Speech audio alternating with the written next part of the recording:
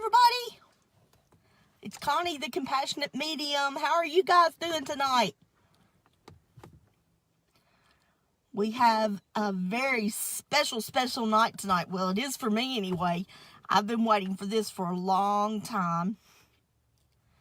My spirit guide, Joel, has actually brought forward for me to chat with tonight the one and only Freddie Mercury. I'm so excited. I can't hardly stand it. I've been that way all day today. My nerves have been just crazy. I've had this energy pulsing through me today like you couldn't believe. Now, I've told a few people about how I feel about Freddie Mercury, just to kind of give you a little bit about, I grew up in the age of Queen, liked most of their songs, never really paid that much of attention to them, really. Wasn't that crazy about them. Knew about Freddie, knew about, what we all heard in the media and in papers and TV about his lifestyle and things like that, but never really gave it any thought until I actually watched, as a last resort. I couldn't find anything else to watch as a movie, so I thought I would watch Bohemian Rhapsody. Didn't have anything else to watch. I thought, what the heck, I'll give it a shot. Hey, Sandra. Hey, everybody. After I watched that movie, and I think I even made a post on Facebook about it, that I got this feeling of some kind of cosmic connection between me and Freddie Mercury. I could not get him off my mind. I had to watch everything I could find about him. I had to read everything I could find about him. There just wasn't enough information for me to gather. I felt this pull towards Freddie for some strange reason. And this was even before my spirit guide mentioned that he would like for me to start doing these sessions. And when he asked me to do these sessions, the first person I said I wanted to talk to was Freddie Mercury, but that didn't happen. Joel decided to wait on that just for a little bit, because the whole purpose of these sessions that I'm doing, called Chatting with Joel and Guests, is to expand the mind and empower the spirit. The people that he brings through for me to talk with are people that have something to say about how they live their life, how they're living their life now after they've transitioned on to the afterlife. That's the whole purpose of these. So I never really brought it back up again, because if it was meant to be, Joel would bring him through for me. So last week, before our last session with Princess Diana, Joel did tell me that he was going to bring Freddie through for me tonight, just basically as, hey Diane, just as a thank you for me doing these live chats, because there are people out there that can be helped by something one of our guests has to say, or just someone who needs to expand their mind a little and to realize that there's more to life than what we're living right here on this planet. So there I stand with Freddie Mercury, and why he has just been so important to me within the last 2 or 3 months, I guess, maybe not even that long. And a friend of mine asked me, are you obsessed with Freddie Mercury? Are you obsessed with Rami Malek, who is the actor that played Freddie Mercury? And I said, no, I'm Rami Malek was outstanding in the movie. If you've not seen it, you do need to watch it. He did win the Oscar for Best Actor. He was awesome in the movie. But no, I'm not obsessed with Rami Malek. I'm not even obsessed with Freddie Mercury. I'm just enthralled, I guess, by him, that something just keeps pulling me back. And I'll tell y'all something really embarrassing, and I can hear everybody laughing right now. I can probably hear Sandra, you know me really well on here. You hear you laughing about this. The movie Bohemian Rhapsody, you guys, I have actually watched it 36 times. Now, I've got Joel and Freddie sitting right here with me, and they're both shaking their heads. It's crazy, I know, but it has opened up for us to have a really good conversation tonight with Freddie Mercury. Yep, Sandra, oh my God, that's right, 36 times I've watched it. And think about the movie. It's almost 2.5 hours long, so look at how many hours I've spent watching Bohemian Rhapsody. So, Gabby is not here with me tonight. Sorry, Freddie, but she is sick and tired of hearing about Freddie Mercury and Queen. She says, I'm either watching the movie, watching one of their live concerts, or playing their music. So she's kind of sick of Queen right now. So there I am. This is where I stand with Freddie Mercury. And I don't even know where to start. Okay, I will say this. Sunday night, I was meditating. I try to meditate every night, not only for to help clear my mind for my medium work, but also I do self-Reiki treatments on myself because of my fibromyalgia and the amount of pain that I have every day. So this was a routine I was doing. I was meditating. I felt my spirit guide come through. Joel came through, and then Freddie came through just for a few moments to say that he always likes to meet the person who's going to be interviewing him. So we met just briefly at that point. He wants me to tell all of you all that he says he is an open book tonight. Whatever you want to ask him, he will try to answer it. Nothing is off limits. There's nothing that we cannot ask him.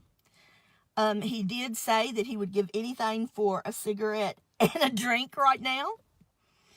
I wish I could give it to him because he deserves it. So he is an open book tonight. I do have a few questions that some of my followers on my page have already submitted to ask. So if you do have questions, I'll do the best I can as we scroll through. I like to do everything kind of in order a little bit, starting with his life and moving on to where he transitioned into the afterlife. So, without further ado, let's start talking to Freddie Mercury. And it is so hard for me to even look at him. He is a very handsome man, you guys. I never noticed that in life. I never really picked up on that, but he's a very handsome man.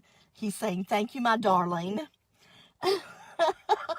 and I love to hear him speak. He's very, he has a very unique accent. It's not necessarily English. There goes my lights again. Hang on, I'll get turned back on. But it is a mix between English and his Indian upbringing. So it's kind of a mix, but it's very lovely. It's very, very lovely.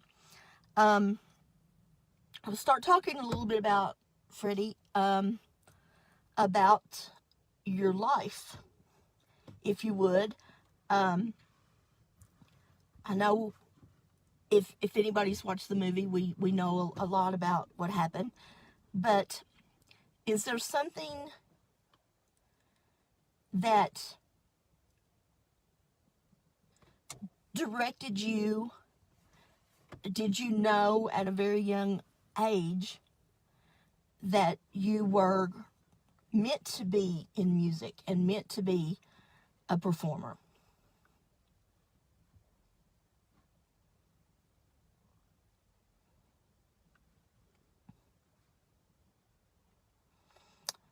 He says he always loved music. There was no doubt in his mind that he would do something in music.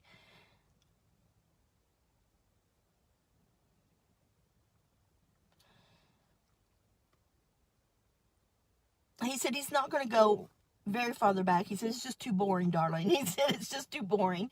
But he wants to say that when he did go to away to boarding school, he started taking music lessons, piano lessons, basically. He sang in the choir. He even joined a little a little band to play music. He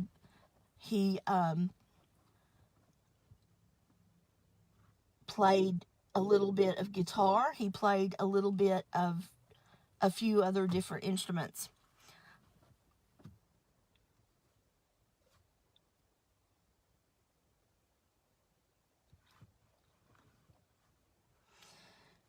He's saying when he was early teenage years is when he started writing. Mainly lyrics, he said.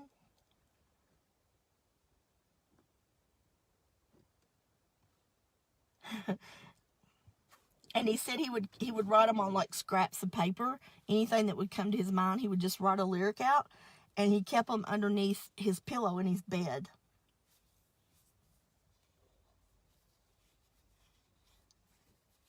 And he said when his mom would come in to clean his room or to make his bed or things like that, he would always say, "Don't bother those papers underneath my pillow."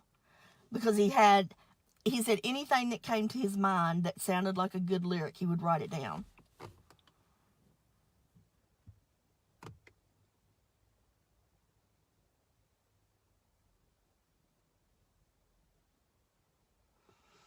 He said when he was about 17 or 18, he knew that he wanted to be a performer.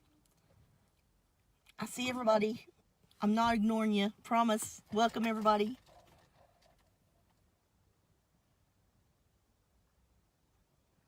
And he said that's when he really set his mind to concentrate on that heavily.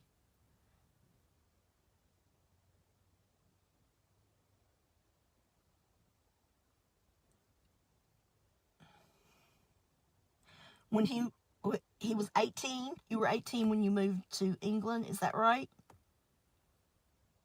He was almost 18. He said just a few months short of his 18th birthday when they moved to England.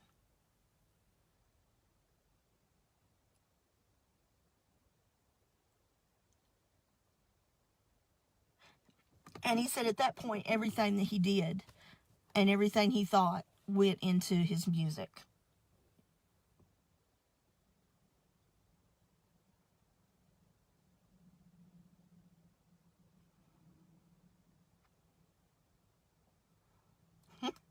And he does these hands like that, and he says, "That, my darling, is my story." He said, "Music is my life."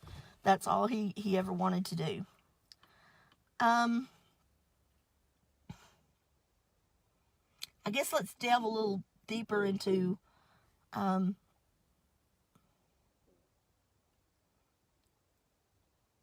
issues, if you don't mind. When did you know, or when did you have a feeling that you were homosexual or bisexual?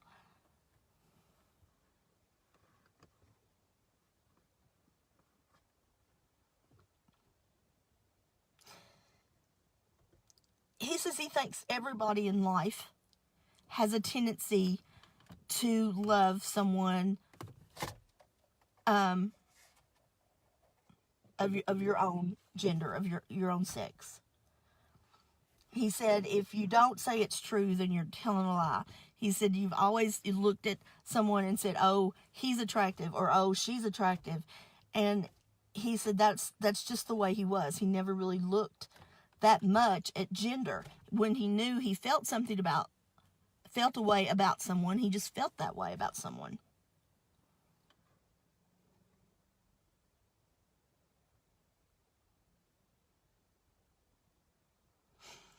He said he loves women and he loves men.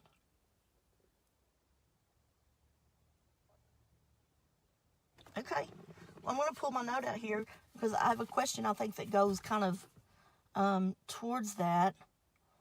Give me a minute and I'll find it. This question is from Vivian. Did you ever think about your parents or what your parents would say about your homosexual lifestyle?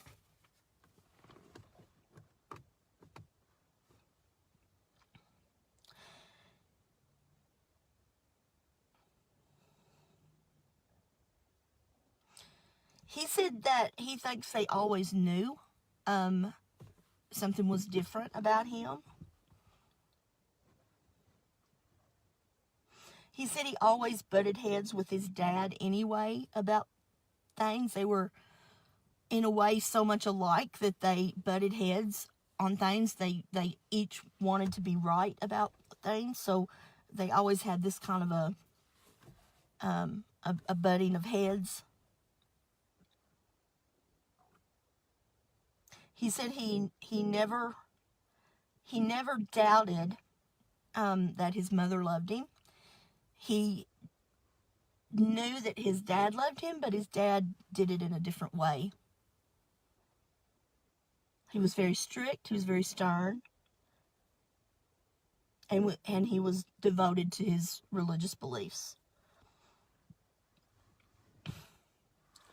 So, was that ever an issue? Did you ever wonder what they would say if and when it all came out?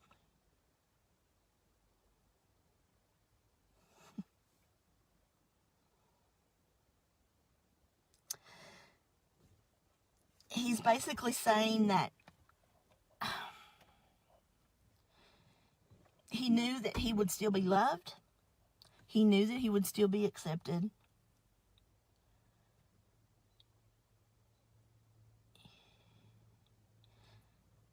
His religious beliefs, he said, or his family's religious beliefs, were a little different because they didn't really look at homosexuality as a sin like some religions today do.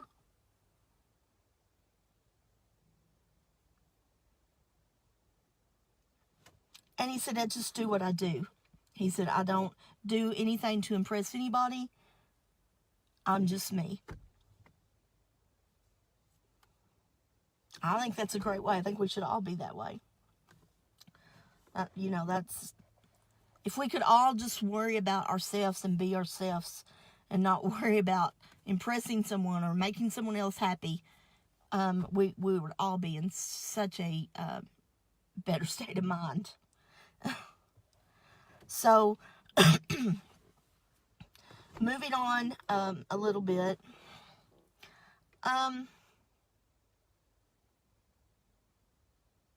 Do you guys have any questions about his early career or how Queen became Queen or anything like that? Do you all have any questions? I feel like I'm the only one with all the questions tonight, so I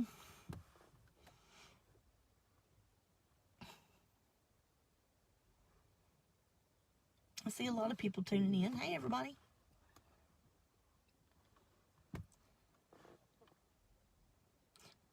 Okay, he says, let's talk about Queen and how Queen became Queen.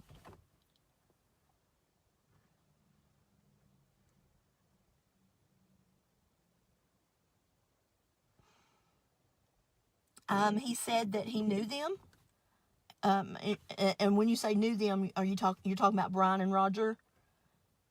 Right. He knew them from college. He knew they were musicians. He followed the band that they were in a lot, and he really, really, really was waiting for a chance to join them. And he said he knew it was going to happen.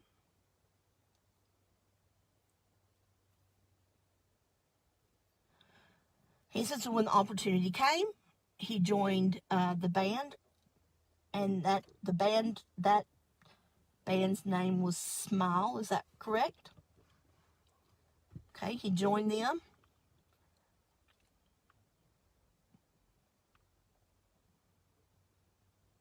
And he said they just played little clubs and little college functions and things like that, he said.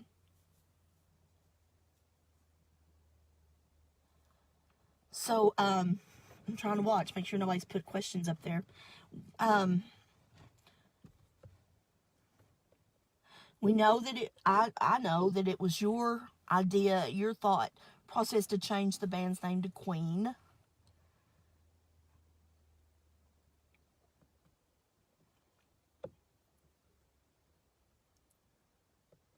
Good question, Diane. I will definitely ask it. He said that he wanted something to be extraordinary, to be extremely special, and to be noticeable. And he said living in England at the time, there was no better name than Queen because it was royalty. He said they wanted to be, well, he said not they, he said I wanted to be royalty. So Diane is just asking, how true is the movie about your life with the band? How true was that story?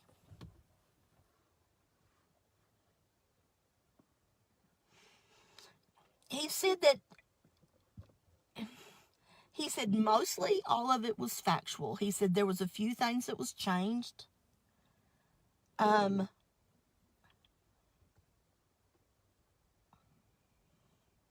He said one of the big things that was changed is that he already knew. He already knew Brian and Roger. It wasn't like that they just met and it happened. He already knew them.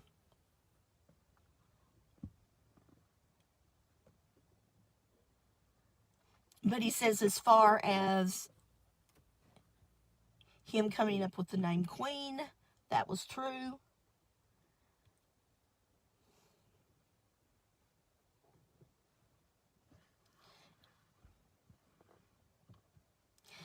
And he said the way he performed was true.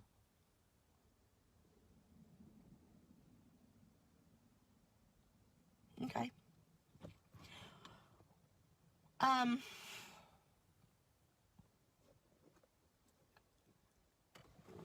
me look at the questions here, see if we've got anything close to that. We got going through here. Let's see.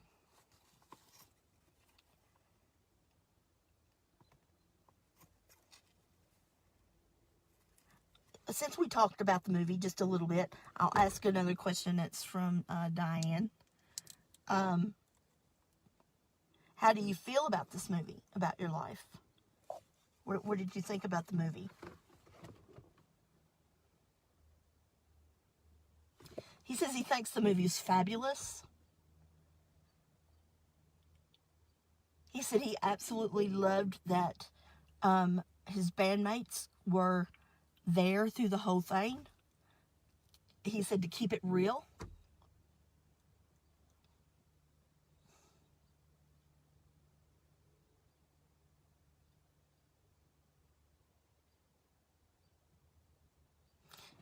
He said he thought it was a very close portrayal to the way things really happened.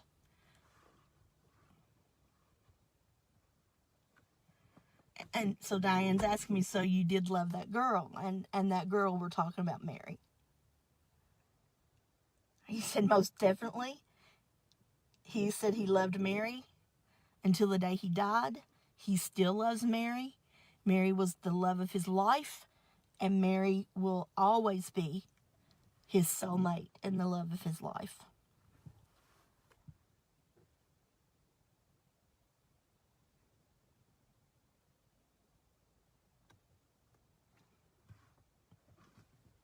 So, the movie really focused on the fact of how torn you were between what you were feeling sexually and what you were feeling towards Mary. How true was that depicted in the movie?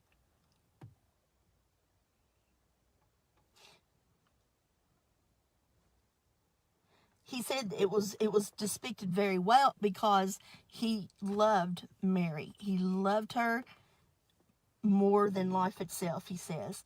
And the thought of losing her just devastated him.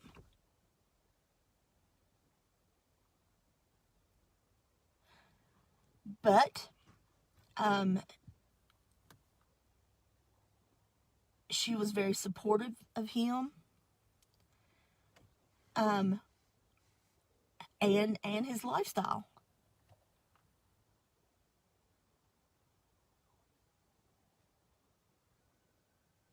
He said it's absolutely true the way the movie put it out there, that he would never ever love anybody as much as he loved Mary.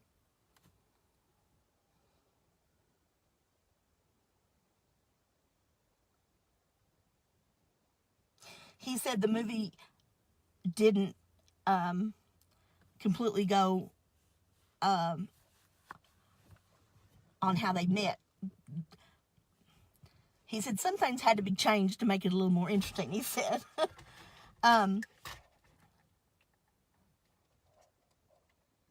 He said that actually Mary and Brian were dating first. He said it was the truth that she worked at Biba, which was a fashion store. But he always kind of had a thing for her.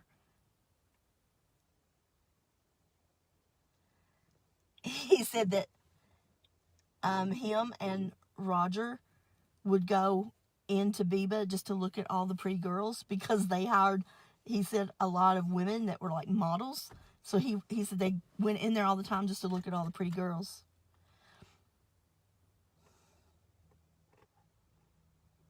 And he said Brian and Mary were never really serious about each other.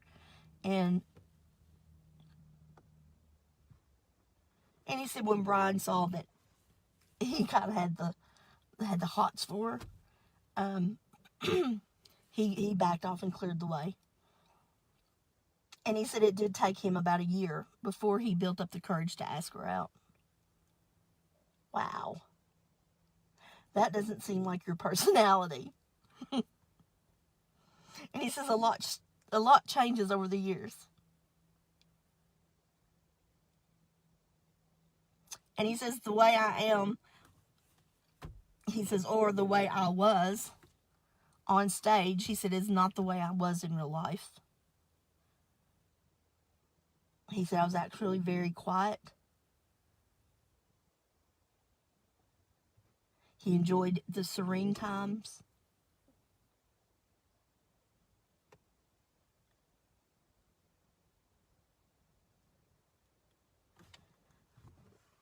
And that was the personality he played on stage.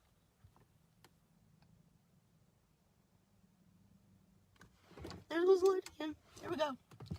I'm looking to see if there's any kind.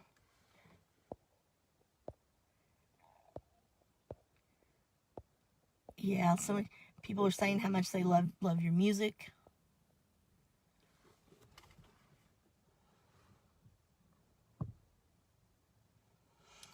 He says he always knew that Queen would go on no matter what happened to the band.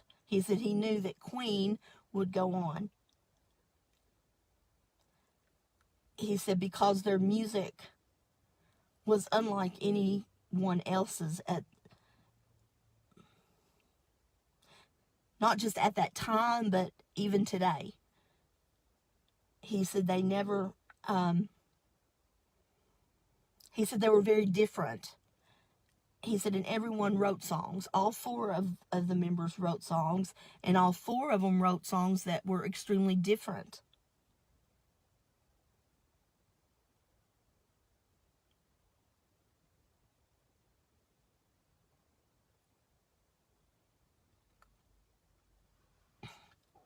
One of my favorite scenes in the movie was when you all were meeting with the record producer. And his name just slipped my mind. I can't think of it. Anyway, and you were trying to convince him to let you do your own thing, to not keep doing the same type of music over and over again. That's one of my favorite scenes in the movie. And then, of course, the scene where he was listening to A Night at the Opera album that you all had just recorded, and you were playing Bohemian Rhapsody. And was that how that really happened in real life? About Bohemian Rhapsody?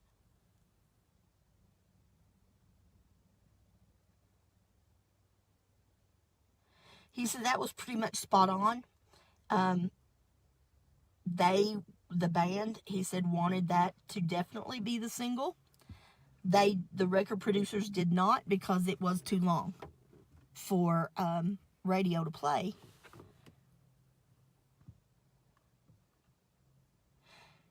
He says, but once you write a song like that, he said, it's like giving birth to a child.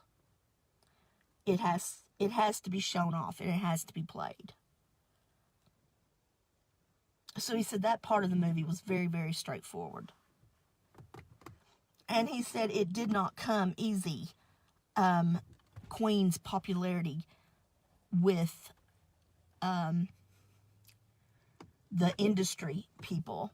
He said they were always very popular with the public, the fans, and the people that would come and see them. But with the record producers and people on that end weren't all that crazy about Queen. He said, so it didn't really come easy. It took a lot of hard work, he said.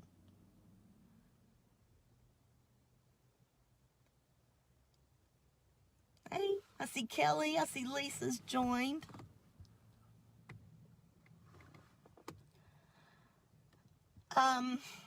So let's, still talking about the movie. How do you feel about Rami Malek and how he portrayed you?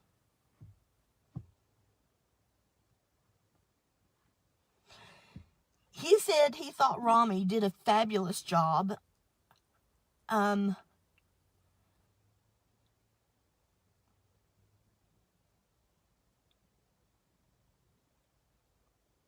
He said he had a lot of coaching. So in coaching, does that mean you helped?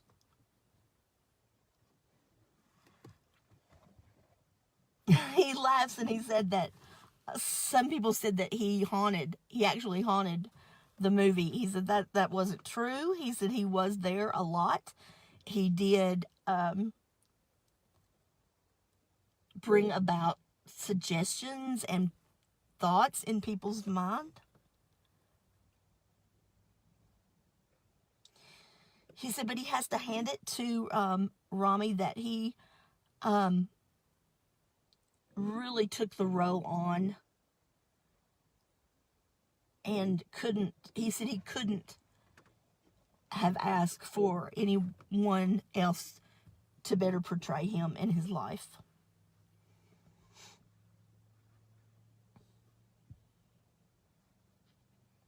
As I'm watching to see if any more questions have popped up. So, I guess let's just move on a little bit. We've talked about Queen and how successful they were. How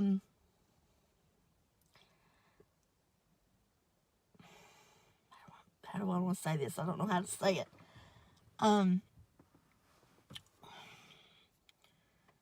When all of the media and all of the paparazzi and all of everything started to question your sexuality,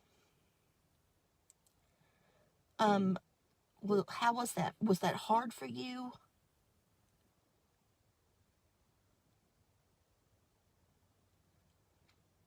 He says it was very difficult because he himself was confused.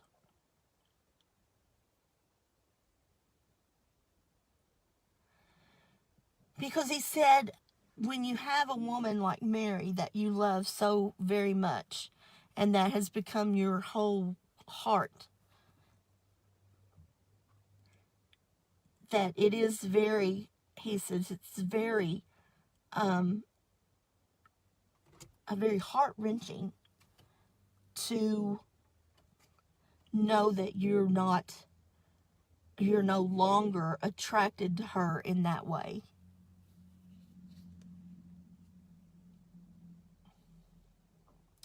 He said, but once it came out between him and Mary, he knew that they were always going to stay very, very close, no matter what. And he said that saved his life. He said if he had lost her completely, he said he wouldn't have gone on.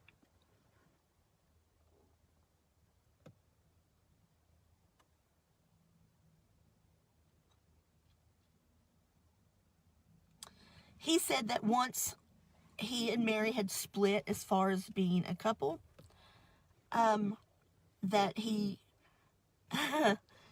said he jumped in head first.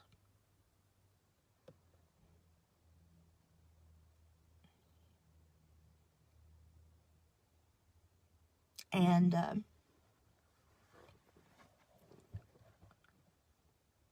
he said he fell in love with several men.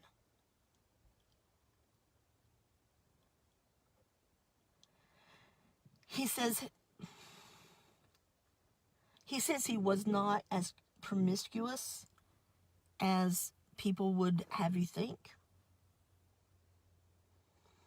He wasn't a druggie as people would have you think.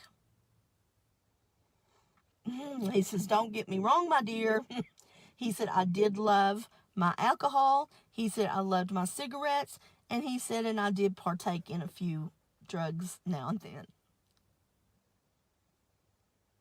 He said, but never needles.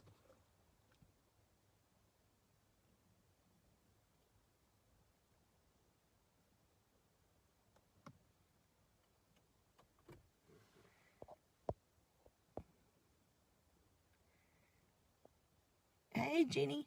What we've been talking about is the movie. He says he thinks it was very well done. He absolutely loved Rami Malek in the lead role. What blew me away is how much, not only Rami portrayed you, but the whole band was just identical to the actual members of Queen. I don't know if any of you guys watched it and noticed that, but the actors that portrayed Brian and Roger and Dickie were identical in looks. I mean, I don't know how they did that, but it was just amazing on everything that was so similar.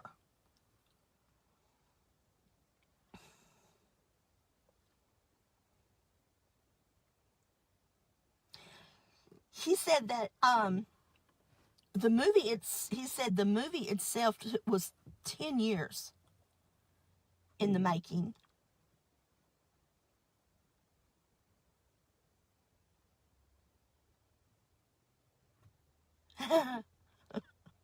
And he used my word, the cosmic connection, he said, between the members of the band, between him and the actors in the movie, that it was just meant to be.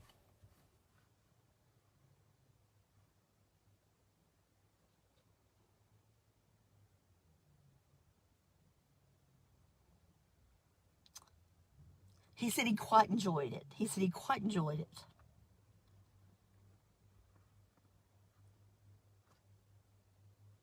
I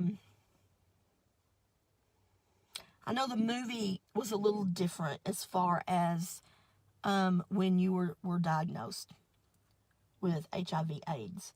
That didn't happen exactly the way the movie had portrayed it.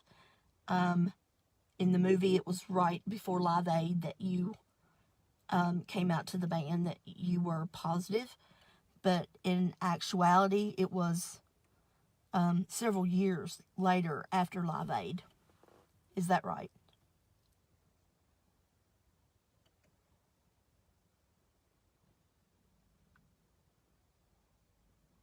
Yeah. He said it was several years. He said if they had made the movie to the exact specifications, he said it would have been a 6-hour movie.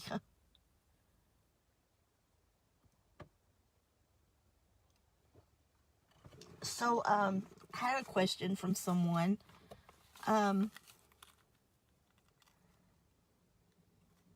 From Diane that says, if you could do it all over again, what would you change, if anything?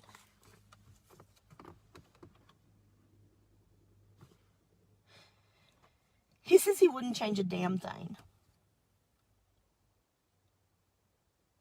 He says his life was wonderful.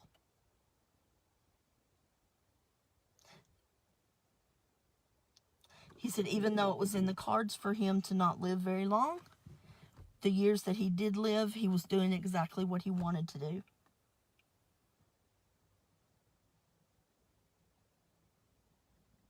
He said the only thing that he not really regrets, but the only thing that he wished for is that he could have held out maybe a little while longer because of the advancements in the treatment of AIDS.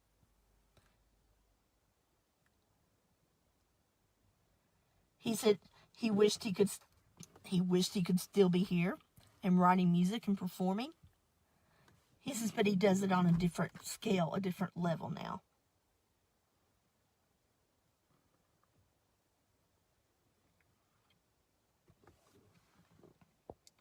Did I miss a question? Okay, no.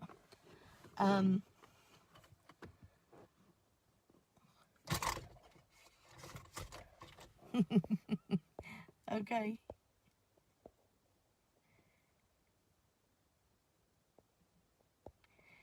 Well, Diane, it's very possible that you see two shadows because there's two here. Freddie's here and Joel, my spirit guide, are both here.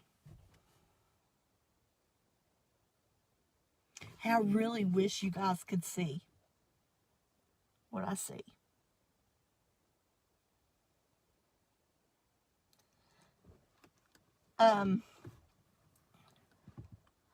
So, okay,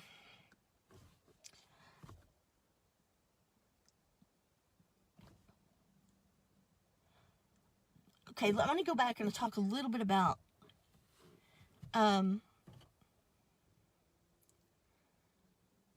Paul Printer. I totally have a hate for him after I watched the movie. I didn't know who Paul Printer was until I watched the movie. I think he was very, I think he did you very badly, very wrong.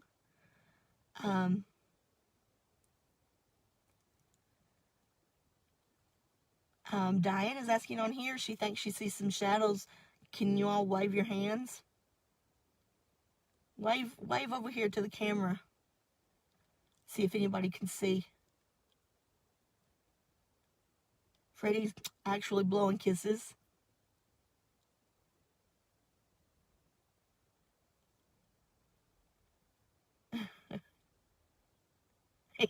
He says this is actually the first time he's given an interview in a vehicle.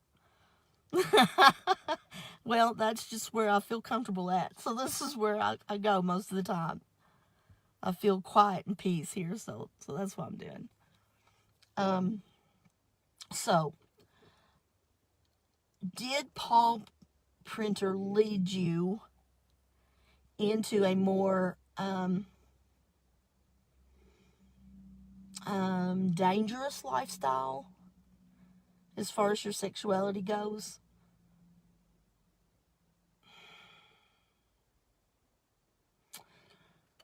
He said there's a lot of things that Paul did to him. He said, but Paul did not lead him to do anything. He did everything of his own accord. He did everything as to his own will. He was never led to do anything.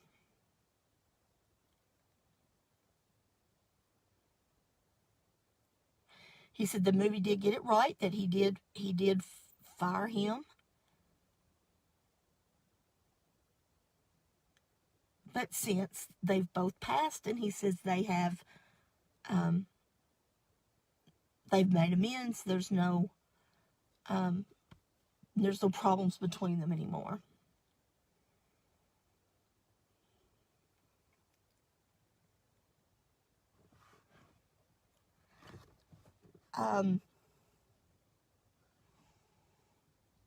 So let's go back and talk about Live Aid. I can remember Live Aid very, very, very, very. I can remember watching it. All of the performers, everything was just so unreal. And I know it was true to the fact that you all were like the last band to say that you would perform. And the names of the band had already been released. So the public actually did not know Queen was going to perform. Is that correct?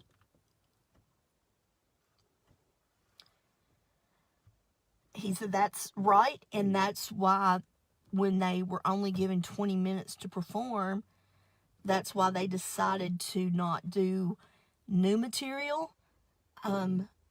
They decided to stick to their hits because they knew the crowd weren't there to see them because they didn't know they were going to be there.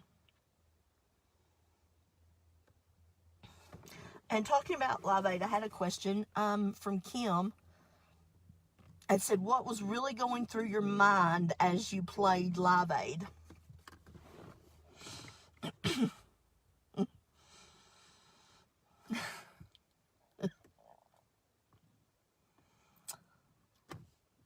Okay, this his words, not mine. He said it was fucking amazing. He said the crowd was just totally unlike anything that they had played as far as that magnitude of all of the people that were there live and all the people that were watching through satellite feeds. He said the energy when they stepped on stage, he said it was just like electricity, just like hitting them.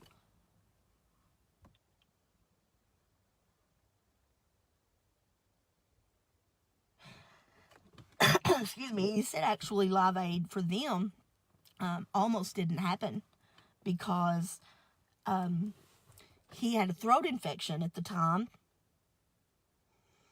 and his doctors had advised him not to be singing right now, but he said he could not pass that. They could not pass that by because it was such a worthy cause.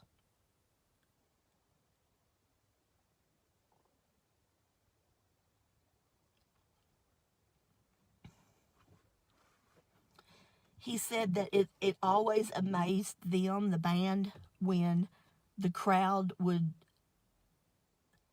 be singing their songs so much so loudly that that's all you could hear was the crowd singing and not even them. He said that always amazed them.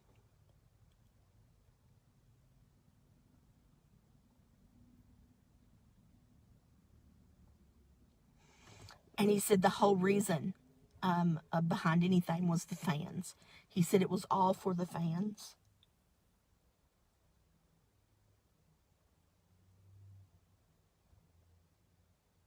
And he said that we never stopped appreciating that.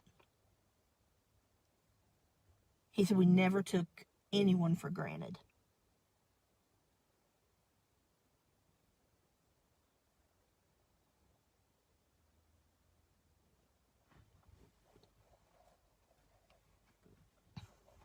He said playing anywhere for him, whether it was at Wembley Stadium during Live Aid or at a small club back when they were still small, he said it didn't matter.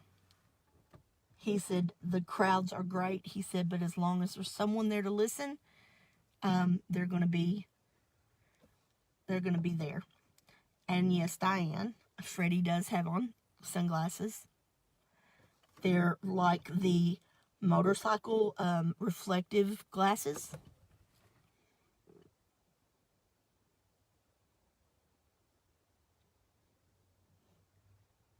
He's a very cool dude. What can I say?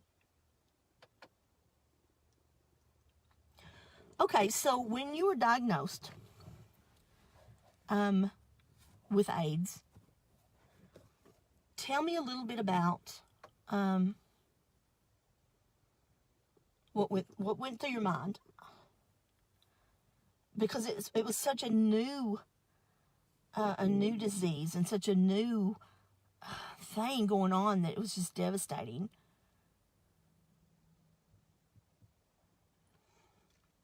He said that he said he almost knew for certain that he already had it even before he was tested, just from being around people that he knew that did have it.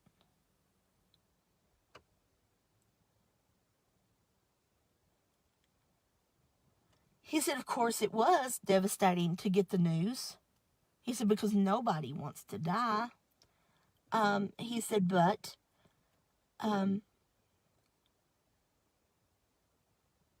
he said a lot of good music was made after he was diagnosed. And that's what he wants. He says that's what he wants to be remembered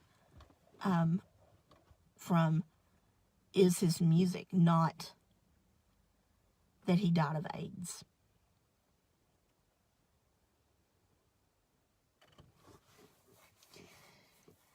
He said that when he was diagnosed, that he did do the treatments that were offered to him at that time. He said, which was like chemotherapy.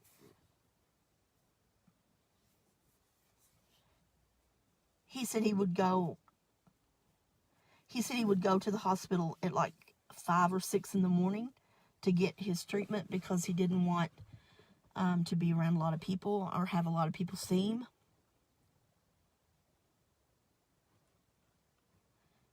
And he said that he tried everything that the doctors asked him to do.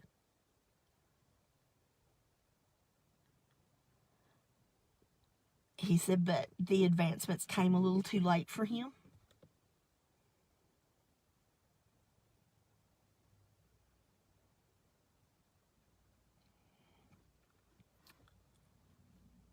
So, I know that you announced publicly, the day you announced publicly that you did have AIDS, you passed the very next day. Was that, like, in your mind, was that planned that you did it that way?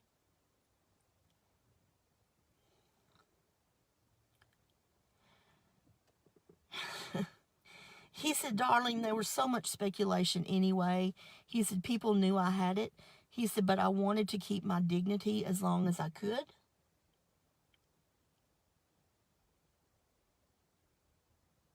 And he said, I did. He said, I did it on my terms.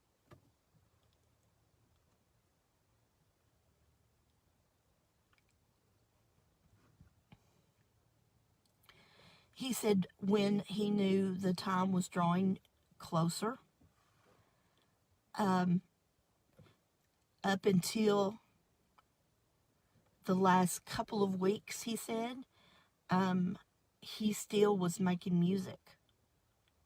He was still going and playing with the band in the studios, he said. He said until he could no longer... I'm sorry, I'm just getting the emotion that he's giving me right now. He said until he could no longer stand physically to do the music, he had to stop.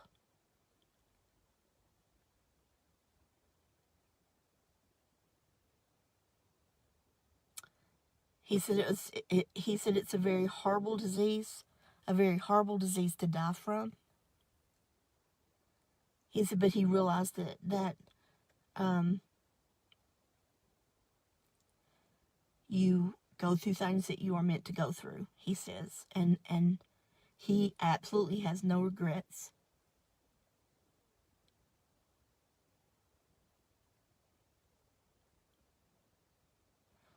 So,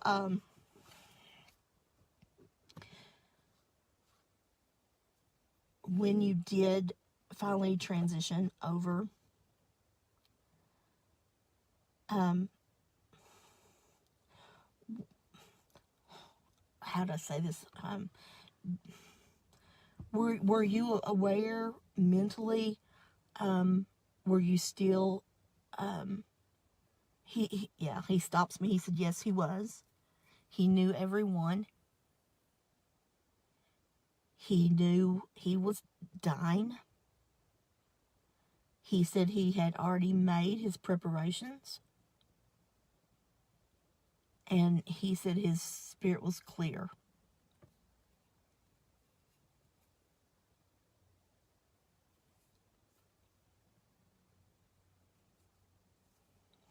So Mary actually, in her life, after your two's relationship ended, she went on and had relationships. She had children. He said yes, he was the godparents of her children.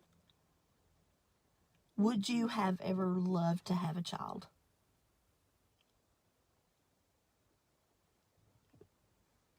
He said he of course would have loved to have had a child. It would have been with Mary and no one else, he said. But that wasn't in the cards.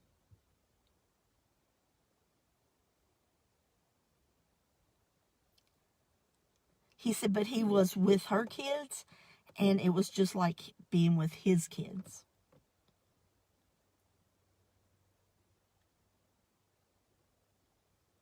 So I know that you left your home to marry. He said that, yes, he did. He said everyone he loved was taken care of. He said even down to his cats.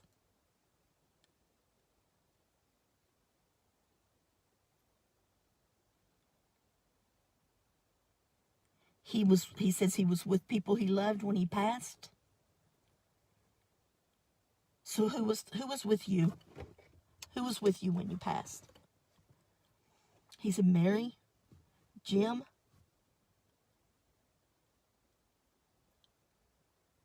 Mark,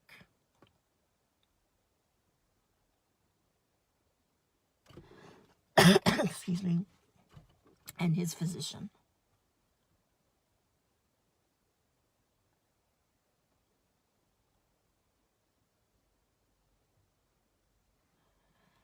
Um, Another thing that I just totally find very touching is that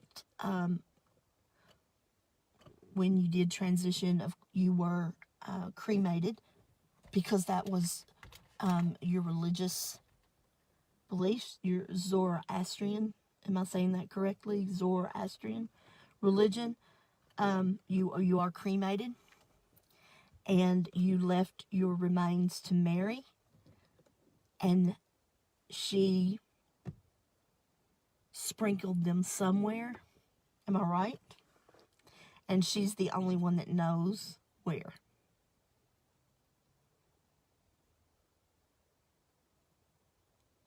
He said that was one final connection that he and Mary shared. That no one else in his life deserves that more than Mary. That is something between them and only them.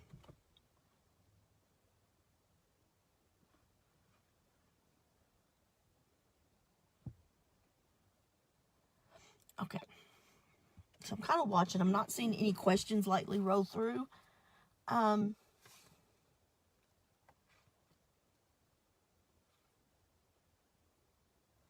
Okay.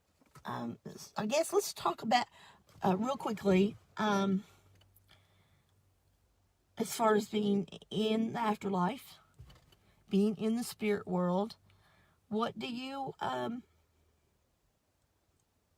do? As if I don't know.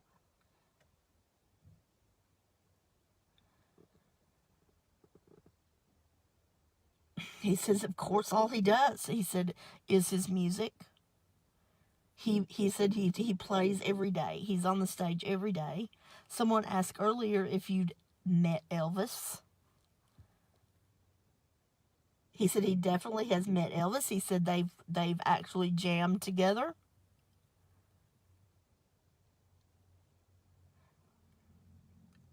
And he said Elvis was the inspiration of his song, of Queen's song, a crazy little thing called Love. That was Elvis was their it was kind of a tribute to Elvis and his songs.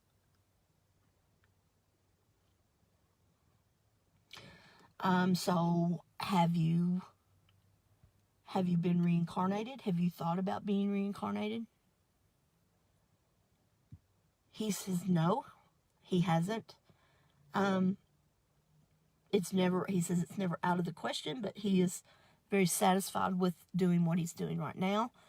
But if it ever came that he needed to do that he would be open to that.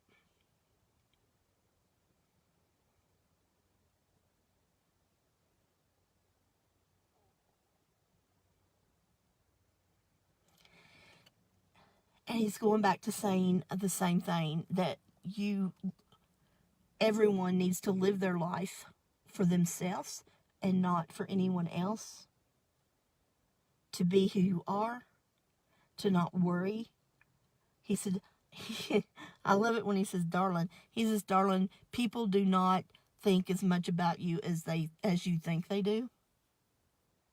He said, so fuck them. Do what you want to do.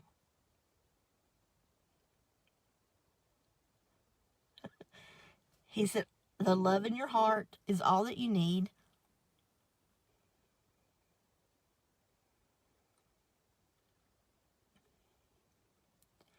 And he says, strive for greatness.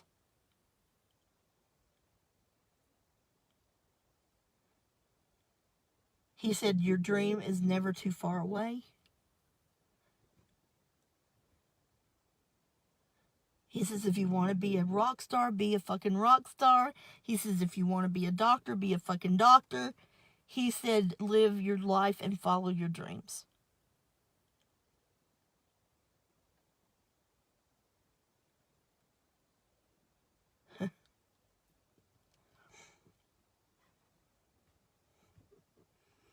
So there we go, guys. I could sit here all night and literally talk to him. There's so many things I want to know and want to ask him, but we don't want to make it too long. But please, I want you to come back again. And maybe bring some other special guests through with you next time if you want to come back. You're more than welcome to. I want to thank Joel for bringing you through. I thank Joel for bringing everyone through to me that he does, because he's the only way I could do what I do. To Diane out there who thinks she got a little glimpse, that's great. I wish everybody could see what I see. To be in the presence of such what I call greatness, and such, and not just talking about Freddie, but everybody that I've talked to so far, just being in the same setting of their greatness and their geniusness, and I don't even know if that's a word, geniusness, is just a feeling I can't explain. And honest to God, if you don't know who Queen and Freddie Mercury is, please, by all means, learn about them, listen to their music. They are such, and I'm not just saying Freddie, but every member of that band were such geniuses when it came to writing music. I mean, just look at We Will Rock You, We Are the Champions. We're still hearing those songs today at sporting events all over the place. Look at these songs and look at their just the genius that surrounded their lives. I'm just so excited. This has just really made my day, made my week, and I definitely hope you will come back and bring somebody with you next time, and we'll sit and chat with them. But because I know you're not much on, or you weren't in life being interviewed, but I appreciate you being here today. Thank you so much. Thanks to everybody watching. I hope we've said something tonight that has meant something to you, or has enlightened you in some way, or just found out something new that you didn't know. So until next week, I don't know yet who we'll have next week, but as soon as I know, I will let you know. And I appreciate everybody when you post questions. It's great. It's so much easier on me than have to keep following the scrolls as they go by. So when I find out who it'll be next week, I will let you know, and y'all can start asking questions. Anything? I think we're done. Thank you all. I'll have this posted on the page, the Compassionate Medium Facebook, and on the YouTube channel under Chatting with Joel and Guests. So if you know somebody who would enjoy watching this, send them by. Let them watch the video. Go by and like it. Subscribe to the page on YouTube so you don't miss any broadcasts that may go out. This is just episode 4. I don't know what else it holds for us as we go down the line, but I'm looking forward to it. Now, thank you all for joining in and supporting me as I do this. See you guys later. Bye.